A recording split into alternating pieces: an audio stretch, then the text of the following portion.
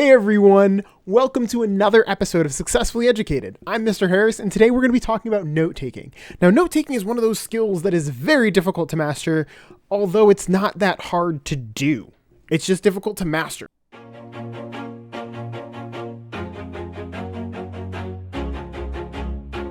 So, the first thing we need to understand is why do we have to take notes in the first place? What is the point? Well, note-taking is one of those things that can really guide our understanding of the material and prepare us for further research. So we take notes in classes in order to help us understand what's going on in this unit that we're studying. So we read a chapter of a book, we take notes on it, and then that guides us for when we have to do more research and eventually write an essay on it.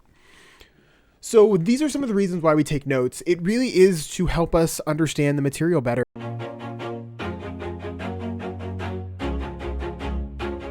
According to this wonderful book, Study Smart, Study Less by Anne Crossman, there is a simple formula to memory. Now, based off of some of the other books I've read about memory, I can say that the formula is not that simple. But the simple formula will help us a lot as we're exploring how to take the best notes. So the way that it boils down is this.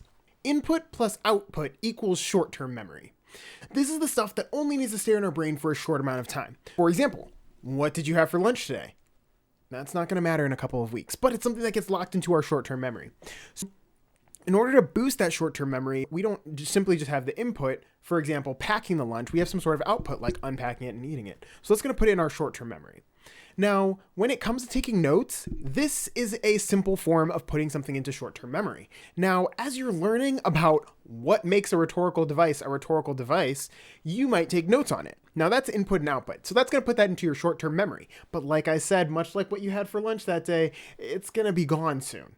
So what they say is that in order to really get that put into your long-term memory, it has to be input plus output plus review. So making effective notes that you can go back to and look at and really begin to study a little deeper, and making it so that your notes are easy to read and easy for your brain to sort through and access.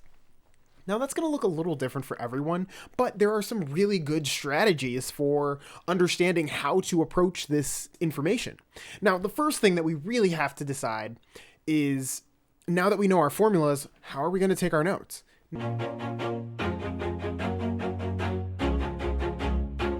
Now, there are some benefits, and there's so much research out there about why taking notes by hand is better than on a device. However, there are other studies that also show that there really is no clear-cut better way to take notes. While on a device, you're going to move a lot faster, and you're going to be able to transcribe a lot of information really fast. There's a whole book on it. It's really cool.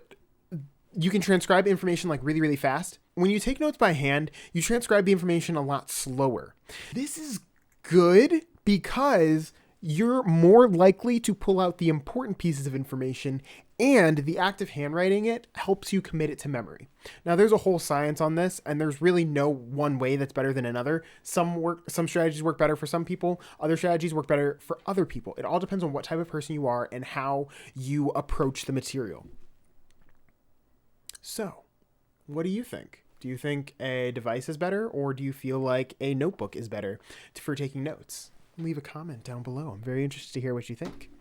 So there are a couple of strategies that I wanted to get into when it comes to note-taking. The first one is called the outline method. This one is probably my absolute favorite. I feel like I use it for absolutely everything. So it's a simple strategy that basically asks for you to put things in terms of, you have a category at the top and then subcategories underneath that. Important details and facts go underneath that. So everything kind of goes shoom. Here's an example. As you can see, the outline method is one that is used quite frequently because it's just so easy to review and look at really simply. This is a strategy that I feel like is my personal favorite. I use it for everything. When I handwrite notes, I am putting everything in the outline method. When I type up notes, everything goes in the outline method, just because I love the way that it's organized and the way that you have your topics, your subtopics, and everything just kind of flows in a specific pattern. It's really fun for me. It's quick and simple, it's easy to customize and organize, and it works just well on both ends. So that's kind of why I like it the most. But there are other strategies that tend to work better for others. Now, Another strategy that is quite often used when taking notes is the Cornell note-taking method. Now, this is one of the most fascinating note-taking strategies that I've ever seen. So the way that Cornell notes work is you basically make what is known as a T-chart. And so with the T-chart, you have one side which is for cues. And so cues are going to be things such as important keywords, questions, important vocabulary that you're going to put that's going to signal your notes in the center. So the center is going to be held for your specific notes, the notes that you take in class. And then at the bottom, there's one extra space at the bottom. And that space at the bottom is going to be used to create a summary of your notes. Now, the benefits to this is that it's a really good way to organize your thoughts, and it also sets you up to reinforce your learning. So it is the prime, best, amazing study tool, I think, in terms of note-taking strategies. I feel like this one is the best setup for studying. However, it is a slightly more time-consuming, and it does take a little more time to really develop and master the Cornell note-taking method. So it takes a minute to master, but once you do, you have a really nice, solid study tool to build off of. But when it comes to note-taking, the third method that I would like to share with you all, there are many note-taking strategies, and I would highly recommend, if you wanted to look at some more after I finish this last one, I would highly recommend this book, Study Smart, Study Less. It is very good. It has a bunch of note-taking strategies. It's put simply, and there are a couple of other books that I would recommend. The Everything Guide to Study Skills is a big book. It has a lot of information inside of it. It is good, and it has some good note-taking strategies in it as well. So for further reading, I would highly recommend these two, and I'll put links in the description as well.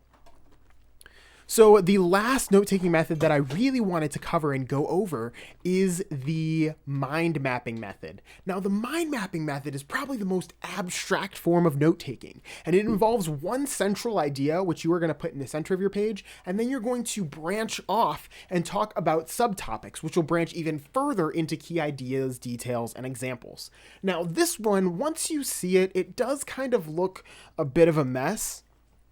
So see this example here, it does kind of look like it's a bit of a mess, but it's really an interesting one for the creative brains. So people with the creative mindsets and people who think creatively tend to really gravitate towards the mind mapping method. It works better for their specific sensibilities.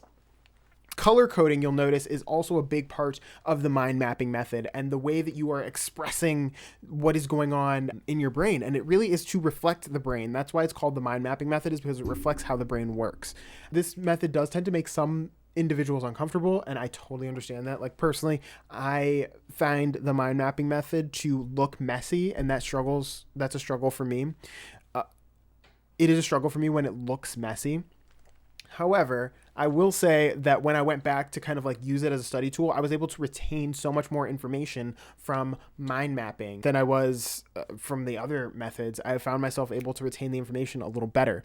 Now, again, it is messy, so it does make people uncomfortable, but it is a very interesting and well-developed form of note-taking. So those are the three strategies that I wanted to share with you. I think the biggest things that I have as a takeaway is no matter what notes you take, it is always, always, always so good and so important to ask questions. Asking questions is one of the biggest things that you can do. It's the best way to take charge of your education, and it's the best way to stay successfully educated. Thank you so much for watching, and please hit that like button, hit that subscribe button, and please leave a comment.